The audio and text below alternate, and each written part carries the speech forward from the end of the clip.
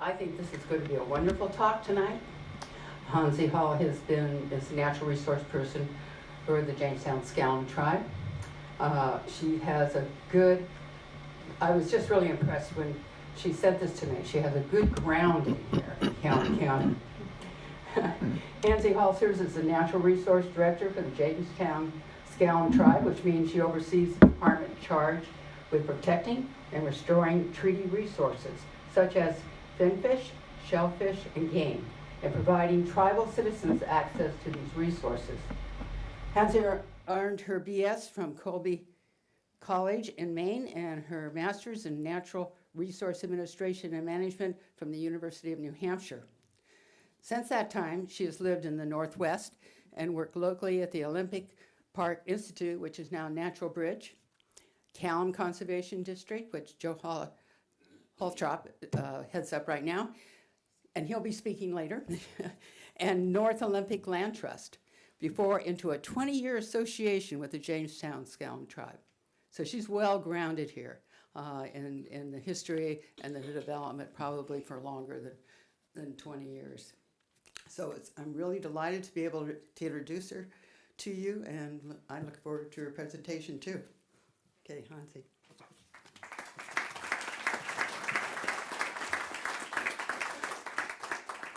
As Carol said, my name is Hansi Hals. I'm the Director of Natural Resources for Jamestown Salmon tribe, and my invitation tonight was to speak about treaty resources and treaty rights. To get an understanding of what treaty rights are, we have to think about the Olympic Peninsula way back in historic times. I grabbed this excerpt from the tribe's comprehensive plan, recognizing that for at least 10,000 years, a nation of people prospered on the North Olympic Peninsula. We know that there was human habitation beyond that 10,000 years. The Manus Mastodon is dated back about 14,000 years, but anthropologists connect through behaviors, mostly the modern day descendants of the slalom, dated more like 10,000 years ago. We know these people were highly reliant on rivers, streams, and the marine near shore. Waterfowl, finfish, shellfish were all staples of the diet and were used for trade. We also know that there was a sophisticated system of governance. That system continues through today. In 1982, the Jamestown Salmon tribe earned federal recognition as a federal tribe. And our modern day council is here. You recognize probably Ron Allen, the center, Lisa Burrell, Kurt Grinnell, Teresa Lehman, and Liz Muller. So going back to when the treaties were signed, this is the mid-1800s, and prior to that was the movement of westward expansion, manifest destiny, and colonizing out here on the west part of the United States. At that time, Washington was a territory. It didn't become a state until 1889, and Governor Isaac Stevens is proudly not looking at us. I don't know, he's looking into the horizon here. And with this western expansion, there was so much conflict. You know, people were moving out, and there were Indian tribes. The land was already occupied. This is a map. The brown dots are representing villages that were permanent villages. It's not recognizing all of the seasonal villages that were used for fishing, hunting, and gathering. The populations were on the North Olympic Peninsula of Sklallam. I believe they were numbered just about 5,000. So there was a lot of conflict, and Isaac Stevens' charge was to have some peaceful negotiation so that tribes would cede their land and the occupation could be by white settlers. He was successful in negotiating these 5 treaties: Medicine Creek, Point Elliott, Point No Point, the Macaw Treaty, and the Quinault Treaty. The modern-day Jamestown Sklallam are part of the Point No Point. I highlighted the Sklalams. There are many permanent villages that all signed under the name of Sklallam, which today we know the descendants as the Laurel Waklallam. the Jamestown Sklallam and the Port Gamble Sklallam tribes. The authority for Governor Isaac Stevens to negotiate a treaty comes from the Constitution back in the 1787. I have it there. And Article 6 is where the United States can enter into treaties, that when the treaties are made, they shall be the supreme law of the land, and that all states shall be bound by those agreements. The supreme law of the land is a term that I hear somewhat frequently by tribal leaders. It is very strong language, and until I literally read Article 6 did I realize, oh, it's the exact language, and there's nothing hyperbolic about saying supreme law of the land, when in fact that's what it is. The format of the treaties are essentially the same. The first article is a definition and narrative of the tribe's usual and accustomed territory, and that's a description of the lands that will be ceded or relinquished. The second article defines the reservation of land, which then Article 3 talks about. That's where the Indians will live, and they must live there, or they must join the white settlers' culture by purchasing their land or securing permission to occupy that land. And we know that was done. There are many examples where permission was granted. And finally, Article 4, which we'll talk about quite a bit tonight, is the reserved rights for hunting, fishing, and gathering. So Article 4, and the treaties, they're short. I think we get used to government documents being really long and you can't make it through them in a month's time. This treaty is just a few pages long. It's very, the litigation is many hundreds of pages, but the treaty itself is very short. Article 4 says, the right of taking fish at usual and accustomed grounds and stations is further secured to said Indians in common with all citizens of the United States, and then together with the privilege of hunting and gathering roots and berries on open and unclaimed lands. So the Jamestown Sklallam, the Sklallam, were displaced to a reservation down on the Hood Canal in the Skokomish River Basin, and it was a real hardship. That dislocation was a hardship. The history between the Sklallam and the Skokomish had contention back in time, and the choice in Article 3 of going ahead and purchasing your land was something that the Sklallam chose to do under the leadership of James Balch. They pooled their coins of gold. It was $500, and they were able to secure just over 200 acres to the east of the Dungeness River mouth, an area we call the Jamestown Beach. And Jamestown is literally the namesake of James Balch, who was the leader at that time pulling the Sklallam together. And if you've gone to the canoe landing hosted by Jamestown, that's the spot. And so integration began. People resumed their lives. There was still absolute reliance on fishing and shellfish gathering, but there's also some assimilation. There's jobs in mills and at farms.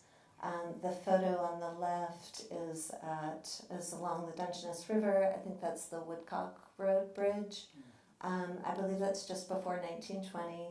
The right-hand photo, I think that is a Chinook salmon from the Elwha River. And so time went by with this assimilation and also this continued reliance on fishing and the exercising of the treaty right to go fishing. But it didn't go easily, and in the 1930s and the 1940s, there's a time, and actually it extended for quite a while, that is often described as fish wars. And so when Native Americans were out in their home watershed fishing, Washington State did not recognize that as illegal behavior, and folks were arrested. And the photograph before you is of Billy Frank Jr. He became a fighter, he became a problem solver, he He has an entire legacy to his name of advocacy and solutions and restoration. He was 13 when he was first arrested, and I have heard the number 70 for how many arrests that he had over a period of many years. So during the fish wars, as it continued, a lot of attention came to that, and with that attention came some resources for litigation. And the United States, on behalf of the 23 treaty tribes, sued Washington State.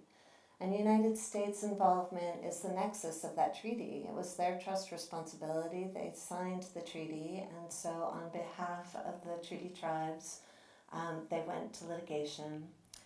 And that was about if there was a right for the tribal fisher people to be out fishing. And in 1974, Judge George Bolt made that decision that yes, they affirmed that treaty reserved salmon harvest is a right of the tribes. And it goes further into describing co-management, that there is an equitable share, that's what in common meant from that Article 4 of the treaty. The decision was appealed, and it took time as it wound its way through the courts, but it was ultimately affirmed by the United States Supreme Court in 1979. So then the same thing happened with shellfish, and in 1994, Judge Rafiti made the decision that yes, the treaty is also a right to go out and gather shellfish. And again, it's in common. I like this quote, which is recognizing that a treaty is not a grant of rights to the Indians, but a grant of rights from them. And really goes back to that relinquishing of the land, that the lands were ceded, and with that was the reservation of land, but retained rights, which really explicitly included the fishing, hunting, and gathering. So as we wind our way forward, the Culvert case was reaffirmed just last year, in January of 2018.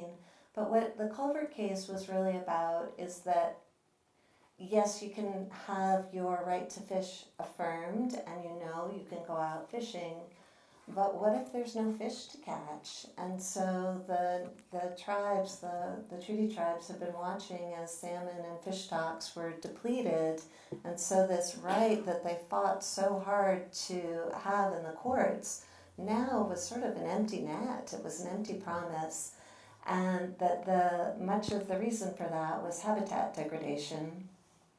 And it's pretty hard to prove in court that a shoreline armoring or a new dock that sort of displaces forage fish, that is the reason for a salmon run decline.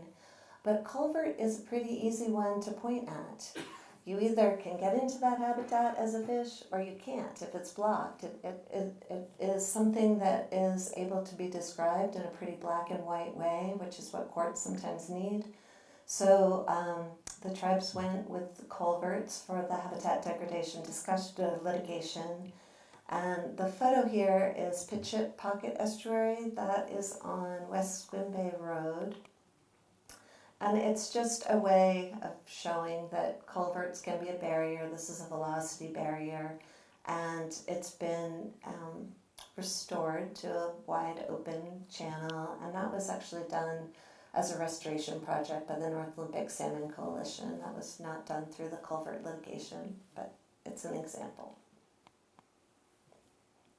So through this litigation, we know that taking fish is guaranteed in the treaty, that by having in common, it was meant to mean that it's an equitable apportionment, so the treaty right and the non-treaty right have the same amount of harvestable fish. And because of that concurrent jurisdiction, which we often call co-management, it means that tribes really had a responsibility to ramp up their capacity to manage a fishery, which means a whole number of things, including those two bullets that we have there, but beyond that. There's other litigation. I mean, there's no end to the litigation. It's one of the harder things that I see in my work. But water will be talked about next month, and some of the litigation related to Indian tribes and water has recognized sort of over and again that as part of the treaty there is a reserved senior water right. Jamestown Sklallam tribe did participate in all of the U.S. versus Washington, the Bolt decision, the Rafiti decision, and the affirmed culvert case. Jamestown Sklallam has not participated in any water litigation, so those reserved rights have been demonstrated from other tribal litigation. So this is current and it's possible litigation. So the treaty right is there to fish, and the habitat is now affirmed with the culvert. You have to have fish, that's part of the treaty right. And now there's a question of, should it be safe to eat? And so in the green here, I have what's called a fish consumption rate, and really it's how much in a day, expressed as grams per day, does a tribal citizen from any of those given tribes, how much fish do they eat? How much seafood do they eat? And it's important because if you only eat a small cube, then it can be laden with a certain amount of contaminants or poison, and you're not that likely to get sick because you don't eat that much of it. But if you eat a bigger portion daily, then you're ingesting more of those poisons if it is laden with poison. And 2 years ago, in 2016, Washington State and EPA adopted human health criteria for our water quality standards, which were somewhat restrictive. They're not as great as they should be, but they're somewhat restrictive, and they recognize that Native American diets are heavy with seafood and that their health should be protected, as should all of ours. Right now, EPA is rolling back that criteria, and some tribes are considering litigation. The state has already begun litigation just on procedurally, because EPA was apparently not following correct procedure when they did it. Oops, I went twice. Okay, so the usual and accustomed area, that was adjudicated for the Sklallam, and it goes, you can see, the boundary, I don't really have to describe it, that's up in the San Juan Islands, down along Hood Canal, and out to Cape Flattery. Our shoreline kind of highlighted here with the emphasis of our work related to water resources, and the Dungeness watershed highlighted as the Jamestown Sklallam's ancestral watershed. And the Dungeness has been replete with all kinds of fish and salmon. It is historically very abundant resources with bull trout, coho, steelhead, chinook, summer and fall chum, pink and cutthroat. And things have gotten harder for those fish. Summer chum in particular, we're not entirely sure if there's any presence of summer chum. We have biologists out there doing some surveying. We're hopeful, but their presence is really unknown. It's that depleted chinook are also having a hard time, as are steelhead. The headwaters are pretty. This is the upper Dungeness and the Olympic Mountains. It is a fairly short, steep river out to the Strait of Juan de Fuca, I think about 17 miles. And the mouth just to the east of Dungeness Bay. This oblique photo gives us a sense of the myriad land uses. It drops down from the mountains and kind of where the topography breaks. We move from forest and timber practices into the private ownership, which is mostly a mix of agricultural and residential. So we did have an abundance of fish. Pink salmon in the early 1960s came back with a run size measured at more than 400,000 fish. And 25 years later, it was about 2,000 fish. So what are some of the explanations for that? My introduction to the Dungeness River is actually from Ann Sider, who's in the audience. More than 20 years ago, she was giving lectures about the Dungeness River being over-allocated. So many water rights were given to Dungeness River water that in low flow, there could literally be sucked dry. There was more water allocated as a water right than there might be water in the river. That was a problem. I mean, that doesn't take a whole lot of thinking, head scratching to recognize that as a problem. And so with the work that Anne was doing together with partners, the Water Users Association, our irrigators in this area, they were the largest of those water rights. Clallam County, the State Department of Ecology, all took on the challenge of what do you do with an over-allocated basin where you know you have fish that are trying to migrate up and spawn. There were solutions put in place where the water was kept in the river. If you think about the river and sort of why does it matter that much, you can say to yourself, if you only have a small portion of your river flow, then all the fish are just stuck right in that very middle. And as you wet that channel more and more and more, there's just all of that habitat on the margins, which tends to be the best habitat. And we'll talk about habitat stability and the success of those fish in a little bit. So not only were there agreements put in place to keep water in the river and not even take it out, there was also a lot of work done. Clallam Conservation District was a lead on this to improve efficiencies. So that if 10 cubic feet per second, if a certain amount of water is taken out, then that's what's delivered. Rather than the open canals, the water could seep down into the groundwater, and also tailwaters would just go on into the Strait of Juan de Fuca. By having it tight-lined, you only take what you need and all of it stays. All of this work that the tribe and the county and the State Department of Ecology and the water users did together put the Dungeness watershed in an absolute cutting-edge position in terms of thinking of solutions and water management. The Dungeness Water Rule, adopted in 2013, is one of just 2 in the state that is compliant with legislation that was passed down last year. I'm losing track of when 6991 was adopted. Last year? Maybe 2 years ago. But at any rate, we are far ahead of the curve and had a water rule that is compliant with that. There's work being done as part of the water rule to make sure that the aquifer or groundwater table is recharged. The low flow agreements that I talked about, where making sure water stays in the river, are specified in detail in the water rule. And then there's sort of incentive to look forward and have planning for the future. The off-channel reservoir is an example of that forward thinking. I gotta take a sip of water, excuse me.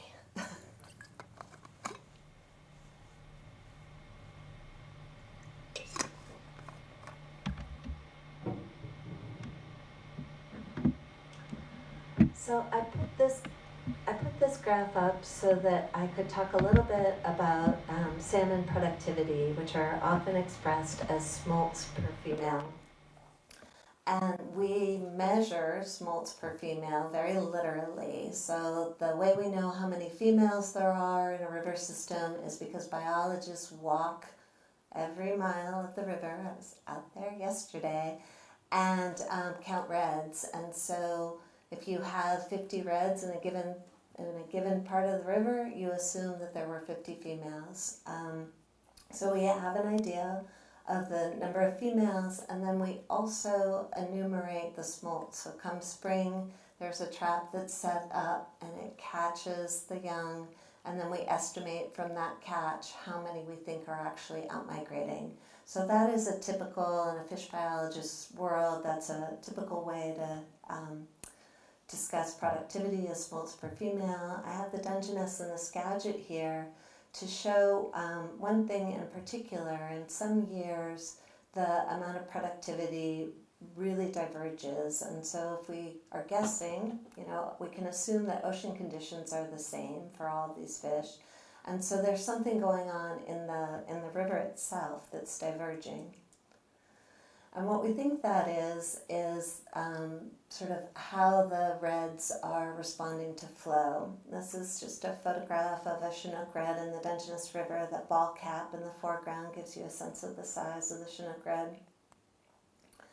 And we wanted to figure out, well, how stable are they? How much of the reds are viable? And this is Lloyd Beebe with our instrument that's going to help measure. So those wiffle balls are represented here in green, and if we're assuming the salmon red is a little more than 8 inches deep in our stream bed, well, what happens when a high flow comes through? And in the Dungeness, with that scour chain study that was done back in the mid-1990s, before I had the job that I do, we recognized that a lot of those reds were getting blown out.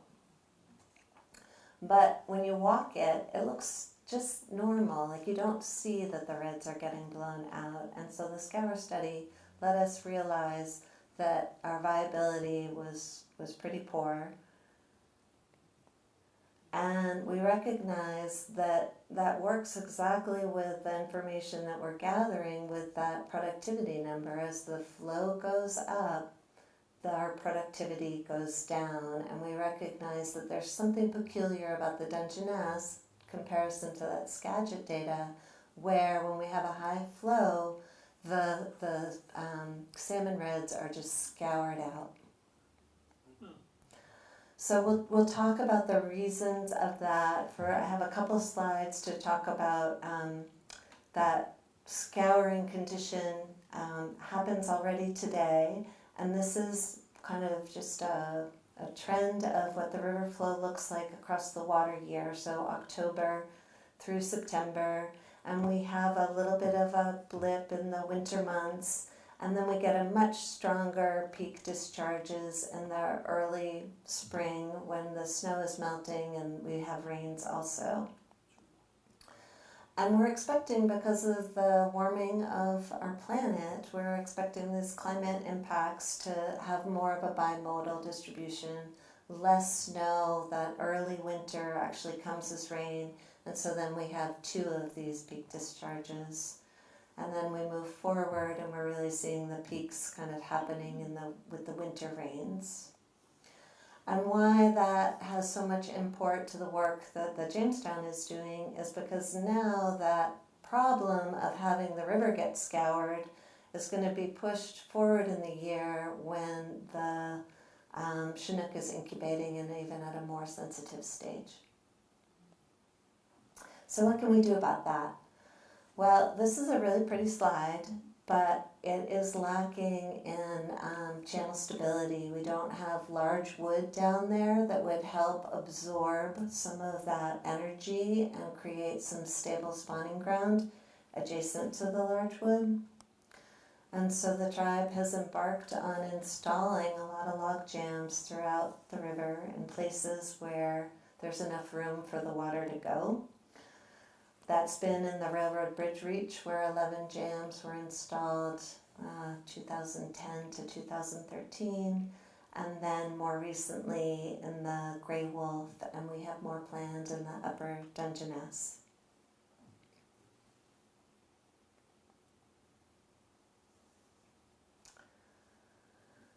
So this slide is of the Dungeness Meadows dike in comparison to a spot that's got nice, healthy riparian restoration, and it's just one way to emphasize that when there's bank hardening, then the river can't flow into the floodplain when it's got high water, and the floodplain could absorb some of that energy. Instead, it's constrained. It's kind of like when you've got your garden hose and the water can go spread out on your lawn, but if you tighten one of those nozzles down, it gets really hard and there's more pressure. And here's the spot where we don't have any hardening at all. There's no dikes or armoring. And this is the railroad bridge reach. You can kind of see at the high part where the railroad bridges crossing the river. And all those floodplain side channels have been able to develop as the river floods and comes back down. Some of them are there one year and then they're not there. But the river can really can breathe. This is an expression we like to consider, that it looks like and acts like lungs. We also know that the young salmon grow more rapidly and to bigger size if we have side channel and floodplain versus the main channel, and we know that survivability is higher with those bigger juveniles. So we do have constrictions, and one of the reasons for that is because we've got development along the river. It's got private shorelines, people have homes, they want to keep their homes rather than having infrastructure lost to the river when it's moving, which means sometimes dikes and sometimes armoring. So to prevent that, the problem of having harm by being close to the river and having development there, there's been a really big effort to conserve the floodplain and restore it.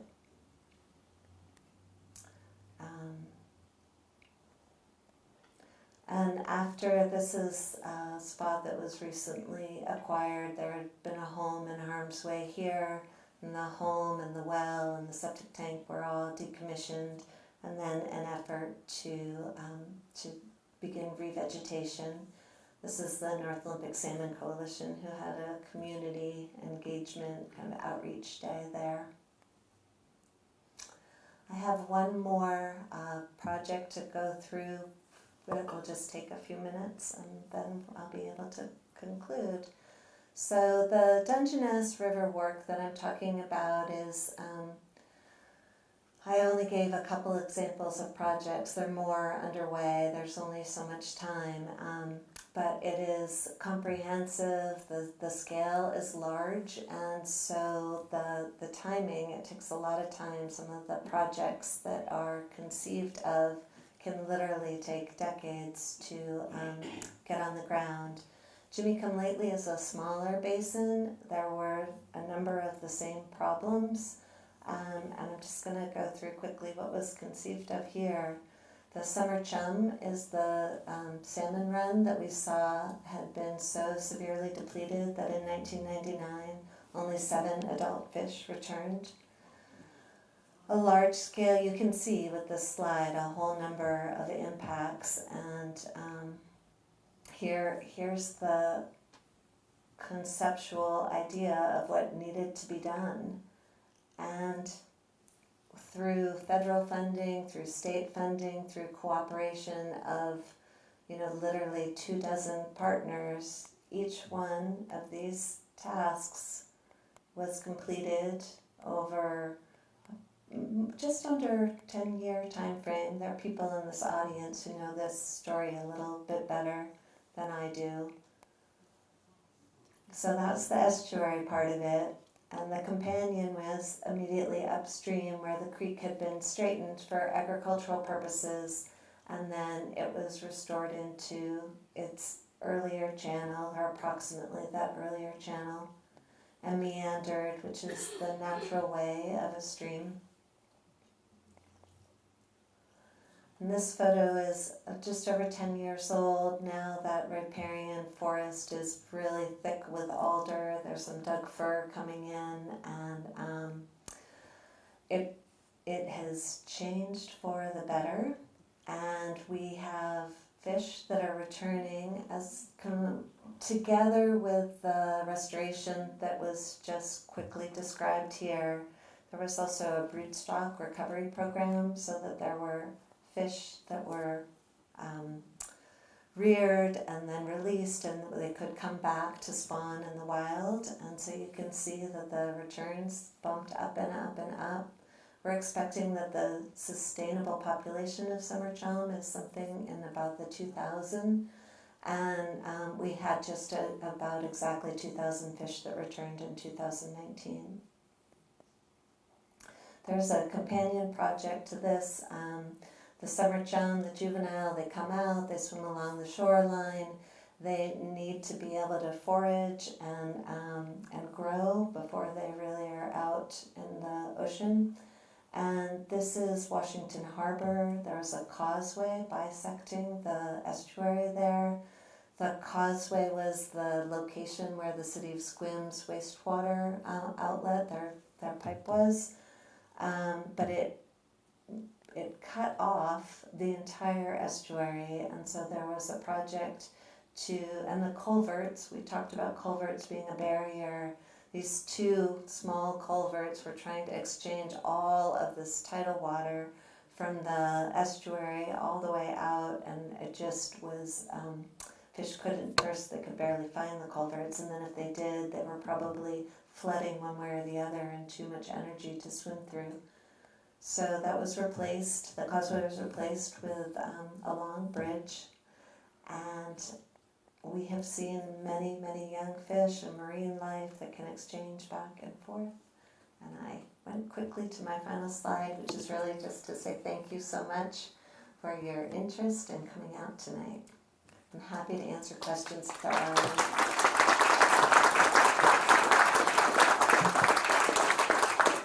So just from what you've said, the keys to the salmon getting better system is more side channels, more pools and ponds, and all that stuff in the stream itself. Is that correct?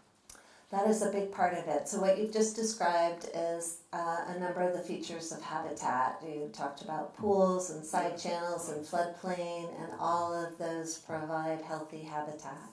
And where the stream has been altered then, so it's going straight down and rolling like a bat out of hell for most of the year until it drops off till there isn't any water, then that's not a really good place for salmon. Right. The straightened streams tend to be really steep. They tend to have high energy. You don't have the features that just provide the complexity, which it's hard to distill it all down into one little bit, but sounds like you understand, yes. Paul? Yeah, Hansi, your graph showing the Dungeness and the Skagit output stopped at 2010. I know. I'm sorry. My question is, do you have any idea what's it done since then? Has Dungeness increased, or is it still down, or what's happening? Well, there's been a lot of work done. We do have more years, and that same when we don't have really big river peak flows, we are doing fairly well with our Chinook. We get good returns from those years, and in fact we had just over 700 this fall, which is fairly good, and a lot of those coming into the upper Dungeness, which is what we have been hoping for, just because there's more stability there. And we are continuing to see the pattern where if we do have peak flows, we're not doing well, whereas other river basins are doing better. So the ocean conditions is hard on everybody, but then our local peak flows are really problematic, yeah. So the change down in the lower Dungeness, when they take the dike out and open that up, that should make a pretty good difference in that area anyhow. Because right now, that's one of the areas where it's, having huge scouring during high flows, yeah. Yes, there are many people in this audience who know quite a bit about our fish, streams, and rivers, and Paul is talking about a planned project down near the Dungeness Schoolhouse. The Army Corps of Engineers built a levee in the mid-1960s, and Clown County has a plan to set back nearly a mile reach of that to gain over 100 acres of floodplain, and he was recognizing how helpful that will be. It is an area where we have a lot of Chinooks, the Chinook spawning in that area, and so having that absorption of the energy will be really good.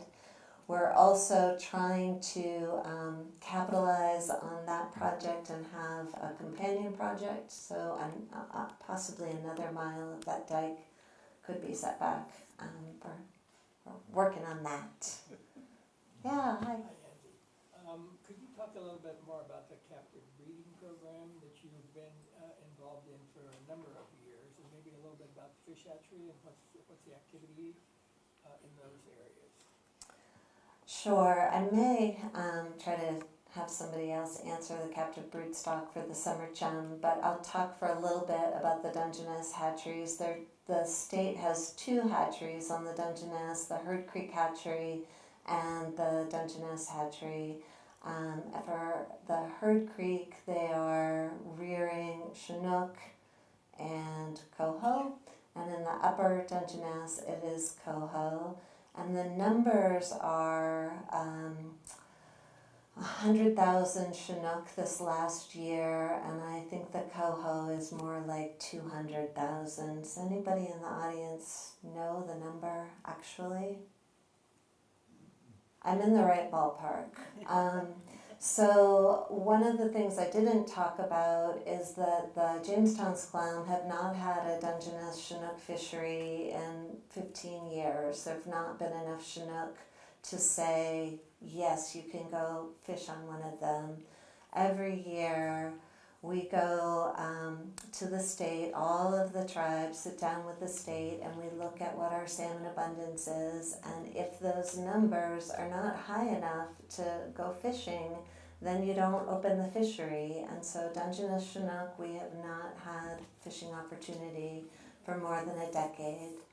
The coho fishery, while we have had one, it is reliant on the hatchery production. There are some wild coho that are caught, but we're highly reliant on the hatchery production. As far as the broodstock, somebody in the audience want to talk about broodstock? Oh, there's going to be a lecture for it. Ange, you want to talk about that? It's in March or April. It's written on a piece of paper. Yeah, it's on the card. Okay. So when you leave, pick one of these up because they're all going to be really good. And I don't have my reading glasses on, so I'm going to just say, pick it up on your way out. Are there any other questions? Yes? Can you, I'm sure you know about the rising ocean temperatures and the river and streams rising temperatures and water flows as glaciers are receding, and what is the prognosis for habitat related to those factors? Does everybody want to stay another hour? Hour and a half? So yes, we're expecting a lot of impacts related to climate change, and I did show one hydrograph recognizing that we're not expecting the snow storage. There also is already recognition that the glaciers are largely, melted. We have really serious glacier recession here in the Olympics, so that constant feeding is also, that source is gone. Ocean acidification is something that is affecting the shellfish harvesting, the shellfish propagation. Oyster, gooey duck, manila clam are all seeing what we expect are problems related to the pH and the survivability of the youngest.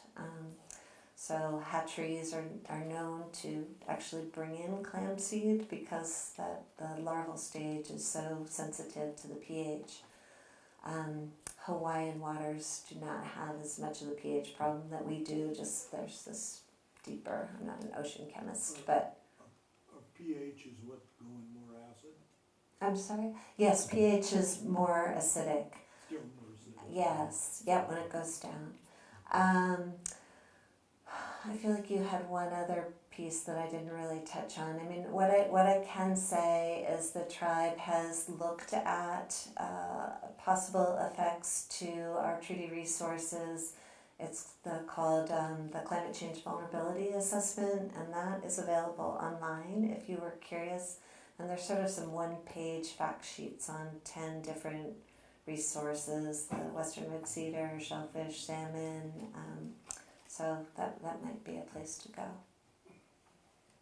Could you talk about the tribe's purchase of land along the Dungeness to sequester it for conservation easements? Yeah, so the vision of purchasing the land is really that land regulations don't seem to be doing the trick. That we've been watching habitat degrade over decades, and while there are rules in place at the federal, state, and local level that say thou shalt do X, that when you look at the land, it doesn't necessarily look like that. There are folks who don't comply because they're not planning on complying. There are folks who ask for exceptions or exemptions, and so they are complying with the terms and conditions of what they're told to do. And the tribe just realized that the putting all your baskets in the regulation basket wasn't going to work. All your eggs in the regulation basket wasn't going to work, and decided to go ahead and begin a pretty large effort to acquire the floodplain, and then they would have control and be able to provide for long-term conservation that way. Uh-huh. I realize it would be as popular as smallpox, but has the county considered at all monitoring private wells since there are so many of them? So the question, if you couldn't hear, was whether the county is considering monitoring all private wells, and the asker recognized that it would be as well received as a smallpox. And I think you understand that folks have strong feelings about that, about metering. Since the water rule of 2013, new water users are required to meter, and that is helpful in terms of verifying some of the assumptions that are made about water consumption, and just being able to understand if assumptions that were made are realistic. And now there's more than 5 years worth of information, and it does seem to be affirming that many of those assumptions were quite well guessed, and our ideas were accurate. For instance, Dungeness Meadows, as far as I know, and I suppose a lot of the other water systems, I think the state has regulations that require you to monitor.